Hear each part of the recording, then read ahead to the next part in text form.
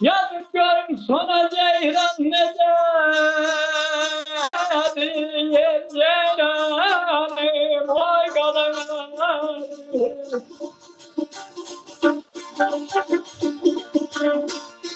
Ayran çarpayım sinemdalandı. Onun çarpayım sinemdalandı. Oğlum gözlerine heyran ederim. Ah ben şerem, sen gelem, bağrımı delem.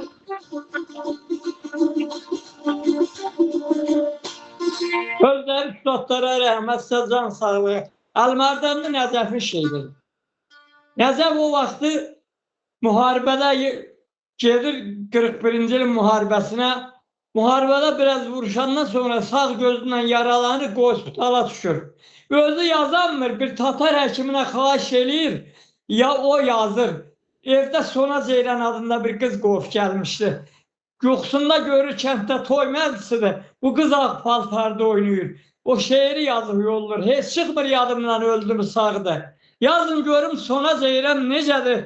Onun körpəliyi sinəmdə dağdır. Oğlum gözlərinə heyran necədir?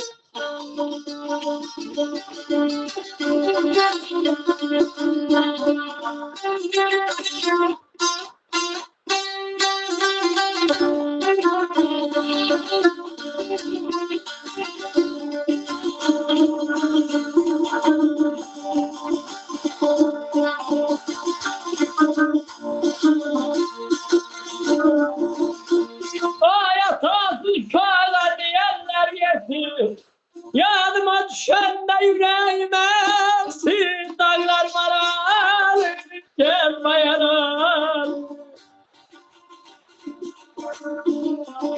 daim uşaklar yaşlamansın daim uşaklar yaşlamansın onların geldiği her yan neden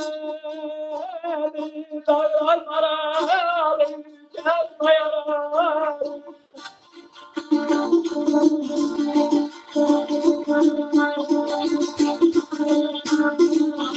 Atası uşağa deyərlər yesir. Yadıma düşəndə ürəyim əsir. Daim uşaqlar Əşrəflə Mansur, onların gəldiyi hər yan necədir?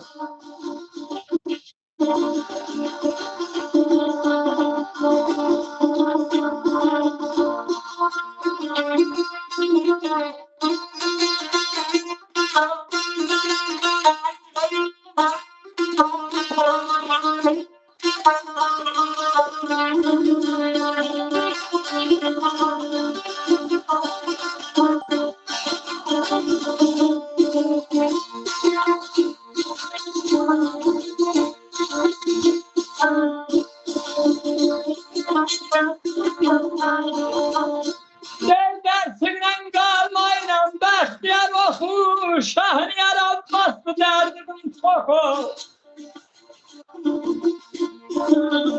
Bal yeyip bol geldik, görmeyip yoxu.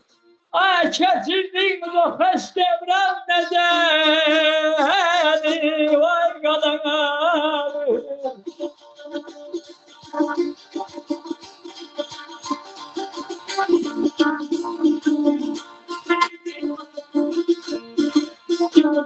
Dersinden kalma bəxtiyar oxu, Şahniyar Abbaslı derdimin çoxu. Bal yeyip bol geldik, görmeyip yoxu. Çevşirdiniz o xoş devran necədir?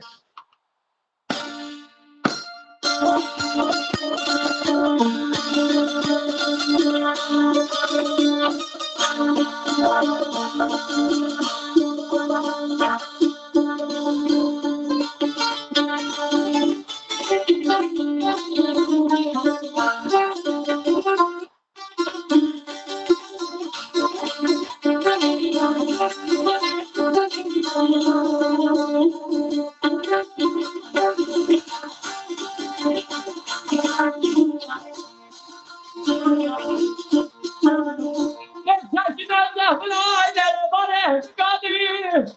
Şuraya da sıkma var mı hürmeti? Zagarla şerday topuk değil beçerneti. Onlar ayrı yana ayıran nezedir? Kalmadım, kül kalmadım, adet kalmadım.